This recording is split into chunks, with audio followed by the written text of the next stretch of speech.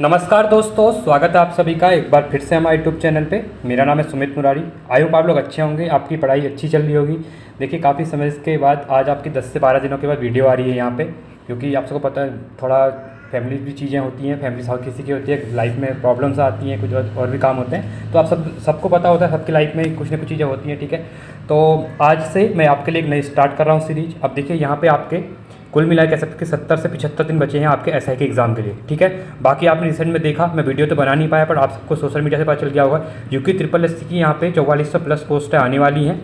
अब यहाँ पे देखिए 40 क्वेश्चन जो जीएस के रहते हैं उसको मैं यहाँ पे ट्राई कराऊंगा कि आपको कवर कराऊँ। देखिए, वो क्वेश्चन नहीं कराऊंगा जो आपको आते हैं, जो बहुत सिंपल क्वेश्चन होते हैं जो बार बार एग्जाम में। मैं ऐसे क्वेश्चन कराऊंगा जो अब आजकल नया ट्रेंड चला हुआ है, आपने देखा हुआ है, जहाँ पे क्वेश्चन क्या हो रहा था, लेवल के पूछे जा रहे हैं जीएस में, ठीक है। तो वैसे ही मैं आपके लिए ट्राई करूँगा कि यहाँ पे चीज़ें करवाऊँ।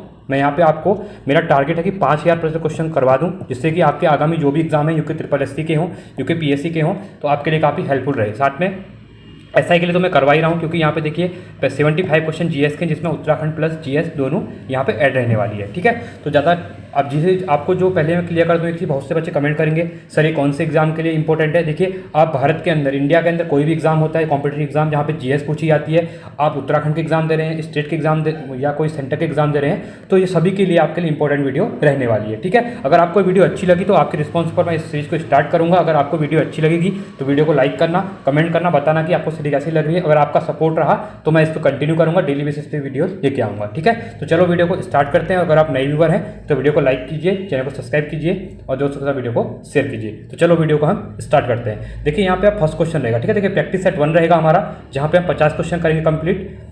तो इससे क्या होगा, आप लोग क्या करना, जब तक मैं आंसर में टिक करूँगा यहाँ पे, आप लोग भी अपना चेक करना कि आपका स्कोर कितना बन रहा है और क्वेश्चन का लेवल थोड़ा यहाँ पे अच्छा रहने वाला है, ठीक है।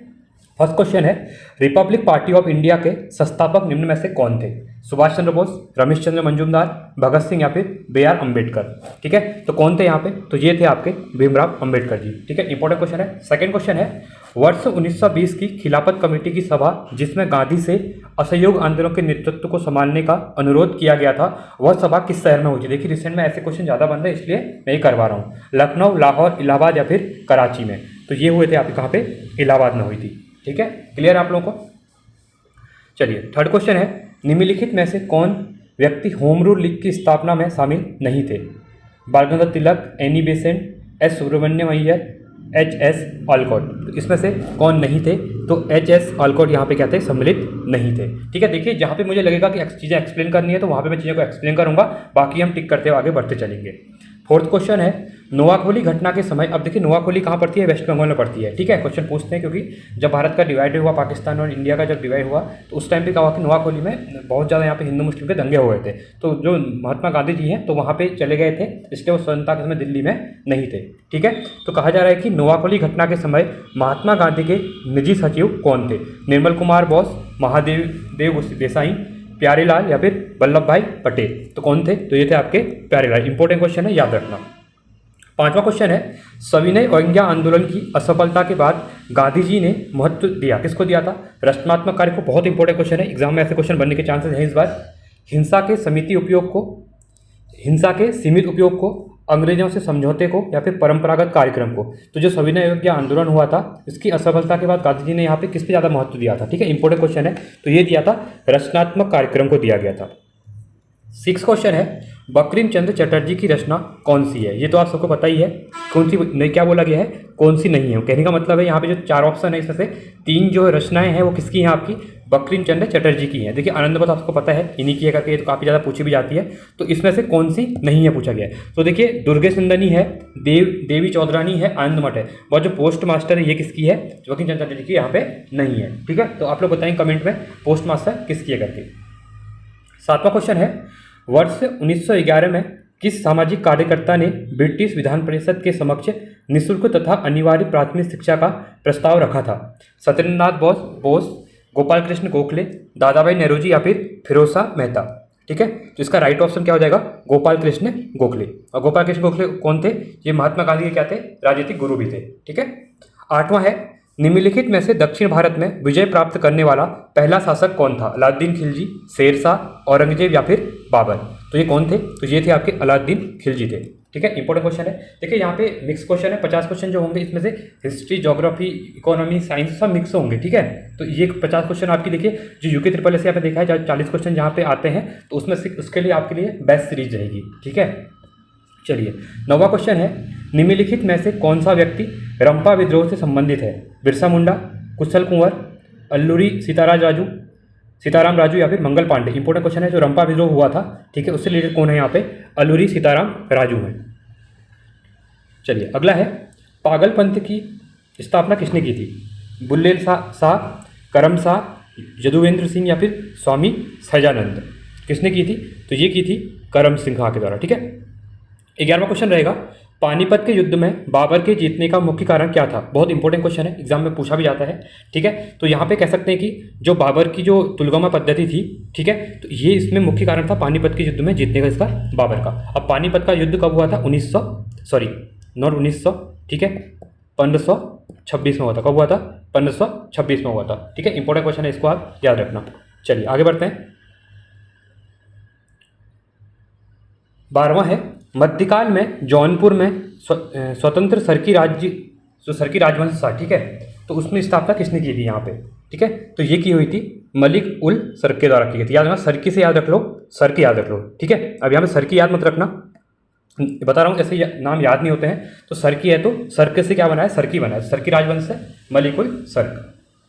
अधिक संख्या में दफनाए गए बच्चों के सावधान प्राप्त हुए हैं। अब देखिए ये आपका एंशिएंट इंडिया का पार्ट आ गया है, ठीक है। अधिक संख्या में दफनाए गए जो बच्चों के सावधान मिले हैं, ये कहाँ से मिले हैं? ये मिले हैं जौरवे संस्कृति से, ठीक है। 14वां है, भागवत संप्रदाय के विकास में किसका योगदान अत्यधिक था? ठीक है, जो भागवत संप्रदाय था, ठीक है, किसका ज़्यादा? पार्थियन का, हिंदू यूनानी, कुषाण या फिर गुप्त का। ये भी इंपॉर्टेंट क्वेश्चन है, इस में देखा गया एग्जाम में। तो जो गुप्त साम्राज्य था, इसका यहाँ पे भागवत संप्रदाय में विकास में योगदान माना जाता है, ठीक है। चलिए अगला क्वेश्चन है, धमेक स्तूप कहाँ स्थित है? आगरा, जौनपुर, मिर्ज़ापुर या फिर सारनाथ। आई होप आप लोग कर रहे होंगे, जब तक मैं टिक कर रहा हूँ उससे पहले आप लोग अपना आंसर दे रहे होंगे। तो लास्ट में कमेंट सेक्शन बताना है आपको कि 50 में से आपके कितने क्वेश्चन बन रहे हैं। देखिए इससे क्या होगा, एक तो आपकी प्रैक्टिस सेशन टाइप है, देखिए एग्जाम में आप देते हैं तो इसी टाइप से 50 क्वेश्चन आते हैं। तो आप क्या करिए, ट्रैक कीजिए। आपका अगर फर्स्ट में 30 क्वेश्चन सही हो रहे हैं तो अगले में देखना आपके 32 सही होंगे, 30। इससे क्या होगा कि आपका एक कॉन्फिडेंस बढ़ेगा। अगर मार्क्स कम आ रहे हैं तो इससे आपको क्या होगा कि आपकी जो रिवीजन है वो आपने सही से किया नहीं है, तो आप रिवीजन के लिए क्या करेंगे, आगे बढ़ेंगे, ठीक है। तो ये एक बेस्ट चीज़ है, इसलिए मैं आपको ज़्यादातर थ्योरी ना करा, क्योंकि थ्योरी हर कोई पढ़ चुका होता है। इसलिए मैं आप लोगों को ज़्यादा क्वेश्चन कराता हूँ, जिससे कि एग्जाम के लिए, किसी भी एग्जाम को क्रैक करने के लिए प्रैक्टिस बहुत जरूरी है। जब तक आप प्रैक्टिस नहीं करेंगे, आप कितना भी पढ़ लें, क्वेश्चन जब तक फ्रेम होकर आपके सामने नहीं आएगा, आपको समझ में चीज़ें नहीं आने वाली हैं, ठीक है। चलिए धमेक स्तूप कहाँ पे है? ठीक है, ये है आपका सारनाथ में है। चलिए 16वां क्वेश्चन है, वह सुल्तान कौन था जिसने खलीफा के अधिकार को मानने से इनकार कर दिया था? ठीक है, ये इल्तुतमिश थे, अलाउद्दीन खिलजी, बलबन या फिर मोहम्मद बिन तुगलक। तो ये थे आपके अलाउद्दीन खिलजी थे। 17वां क्वेश्चन है, यूरोप को उत्तरी अमेरिका से कौन सा सागर एवं महासागर अलग करता? बहुत इंपॉर्टेंट क्वेश्चन है। जैसे देख लीजिए, ये आपका नॉर्थ अमेरिका हो गया, ये आपका साउथ अमेरिका हो गया, ठीक है, और यहाँ पे आपका यूरोप हो गया, यहाँ पे आपका अफ्रीका हो गया। तो यहाँ पे जो एस आकार का ये बनाता है, ठीक है, ये जो अलग कर रहा है इन दोनों को, किसकी बात कर रहा है? उत्तरी अमेरिका। ये आपका उत्तरी अमेरिका हो गया और ये आपका यूरोप हो गया। तो यहाँ पे देखिए एस आकार का जो है यहाँ पे, ठीक है, तो ये कौन सा सागर यहाँ पे पड़ता है? बहुत इंपॉर्टेंट क्वेश्चन है, क्योंकि एग्जाम में पूछता है ज्योग्राफी के अंदर। तो ये है उत्तरी अटलांटिक महासागर, ठीक है, क्लियर है आप लोगों को। 18वां है, शिवालिक शैल समूह के दक्षिण में भाबर क्षेत्र उदाहरण किसका है? मध्यभूमि स्थिति का, अंतरा पर्वतीय स्थिति का, गिरिपद स्थिति का, या इनमें से सभी, ठीक है। तो इसका जो राइट ऑप्शन है वो है आपका गिरिपद स्थिति का। देखिए अगर आपको स्पीड ज़्यादा लग रही है, ठीक है, तो थोड़ा मेरे पास टाइम, अभी मैं घर से बाहर हूँ, आपको पता है, ठीक है, तो जिससे भाई मुझे टाइम जल्दी मैं क्लियर कराऊँ चीज़ों को। अगर आपको स्पीड ज़्यादा लग रही है तो यूट्यूब पे ऑप्शन होता है, आप वहाँ से स्पीड कम कर सकते हैं, ठीक है। चलिए, निम्नलिखित में से कौन सा सौर परिवार से संबंधित नहीं है? क्षुद्र ग्रह, निहारिका ग्रह या फिर धूमकेतु। तो कौन सा नहीं होता है? तो निहारिका क्या होता है? सौर परिवार का सदस्य नहीं, संबंधित नहीं होता है, ठीक है। अब देखिए इंपॉर्टेंट क्वेश्चन है यहाँ पे, ठीक है, पहले आप इसको हटा दीजिए, ये मैंने प्रैक्टिस कर रखी थी। देखिए अब बहुत इंपॉर्टेंट है ये, आजकल देखिए सिंगल अब एग्जाम में आर्टिकल नहीं पूछे जा रहे हैं, आपको ऑप्शन में 4 से 5 आर्टिकल दे दे रहे हैं, आपको इसको क्या करना है? मैच इन फॉलोइंग वाला दे दे रहा है, ठीक है। देखिए अब सबसे इंपॉर्टेंट है, देखिए अनुच्छेद 26 क्या आपका, ये फंडामेंटल राइट के अंतर्गत आता है, ठीक है। तो इसका जो संबंध हो जाता है वो किससे होता है?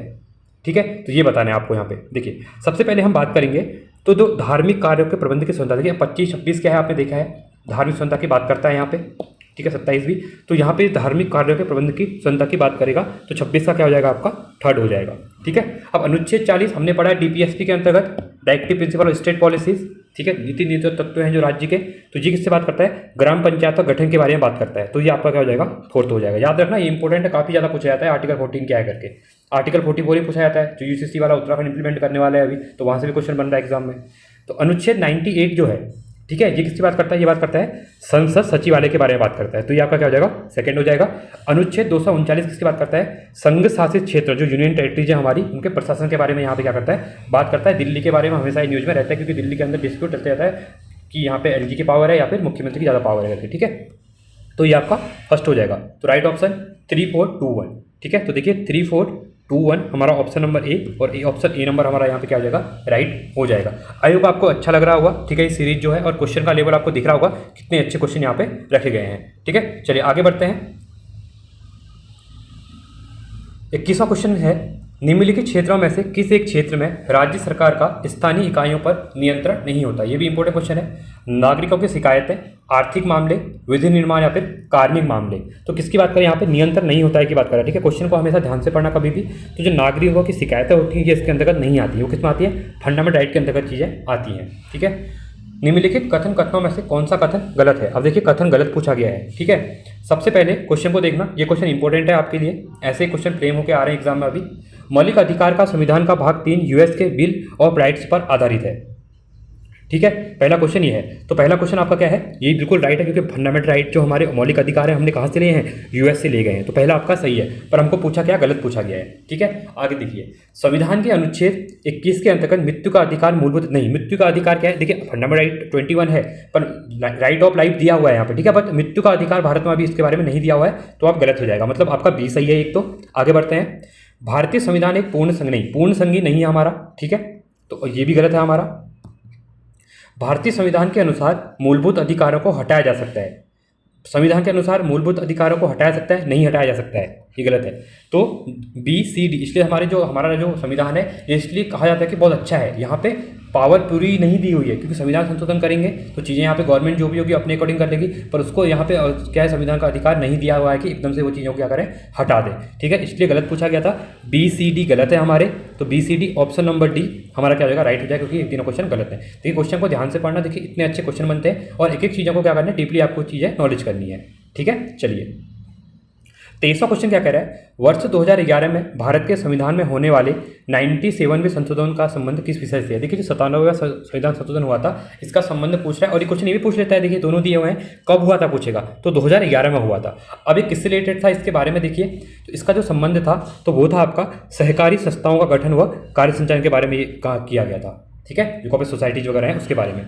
अगला है, भारत के संसद द्वारा पंचायत प्रावधान अनुसूचित क्षेत्रों तक विस्तार कानून कब पारित किया गया। ये भी इंपॉर्टेंट क्वेश्चन है। देखिए ये क्वेश्चन उत्तराखंड के एग्जाम में बहुत बार पूछा भी गया है, ठीक है, इसलिए यूके TSSC और यूके PSC के एग्जाम के लिए इंपॉर्टेंट क्वेश्चन है, क्योंकि रिपीट क्वेश्चन होते रहते हैं, ठीक है।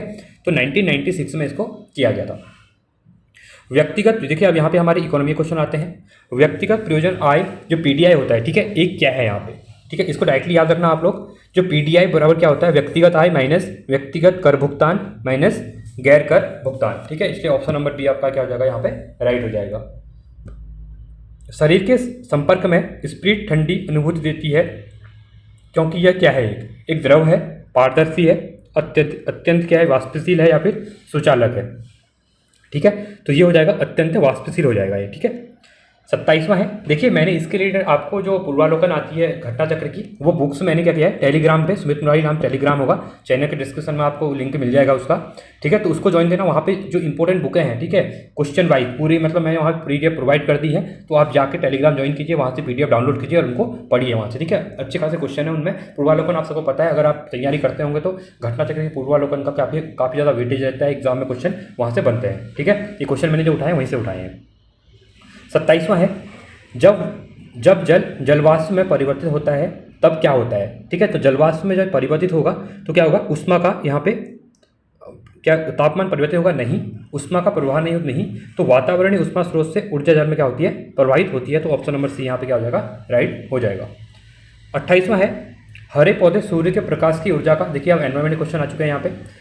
हरे पौधे क्या कर रहे हैं, सूर्य के प्रकाश की ऊर्जा का प्रतिशत ग्रहण, कितना प्रतिशत ग्रहण करते हैं, ठीक है, और उसे खाद्य ऊर्जा में परिवर्तित करते हैं। तो इंपॉर्टेंट क्वेश्चन है ये भी। तो ये करते हैं 1% ओनली। ठीक है,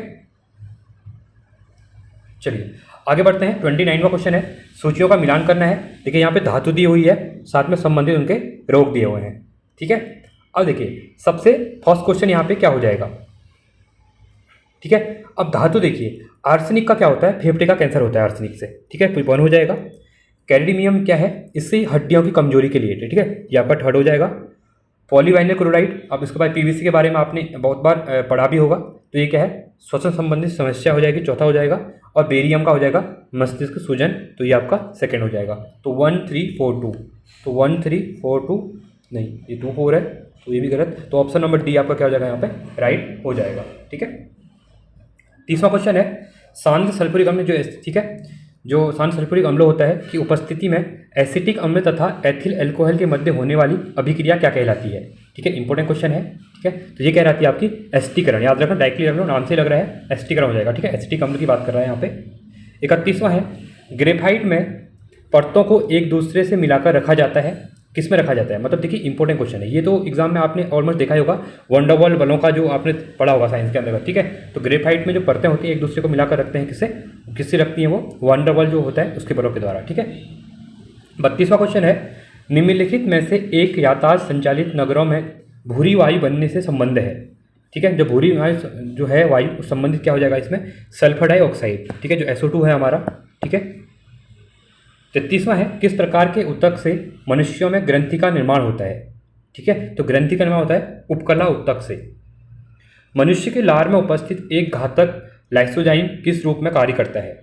ठीक है, तो ये करता है प्रतिजीवाणु कारक के रूप में। इंपॉर्टेंट है, देखिए ये क्वेश्चन ऐसे थे, देखिए यहाँ पे हर टाइप के क्वेश्चन आ रहे हैं। ज्योग्राफी आ गई, एनवायरमेंट आ गया आपका, पॉलिटी आ गई, हिस्ट्री आ गई है, साइंस आ चुकी है अब यहाँ पे। ठीक है, ये जो बायोलॉजी चल रही है, तो एग्जाम के लिए एक आपके लिए बेस्ट डोज है। अगर आप इसको रेगुलर फॉलो करते हैं तो आपके लिए काफ़ी ज़्यादा हेल्पफुल यहाँ पे रहने वाली है। ठीक है, पौधों में रंध्रों का खुलना एवं बंद होना किस पर निर्भर करता है। ठीक है, ये भी इंपॉर्टेंट क्वेश्चन है। तो इसका जो डिपेंड होता है, ये होता है स्फीति दाब पर। किस पे होता है, स्फीति दाब पर। 36वां है, निम्न में कौन फूल का एक अंश भाग है, मध्य सिरा, स्त्री केसर, सिराएं या फिर इनमें से कोई नहीं। ठीक है, तो ये कौन सी हो जाएंगी, तो ये हो जाएंगी आपकी स्त्री केसर। ठीक है, चलिए अगला क्वेश्चन रहेगा 37वां क्वेश्चन है, सफ़ेद फास्फोरस के संबंध में निम्नलिखित कथनों पर विचार कीजिए।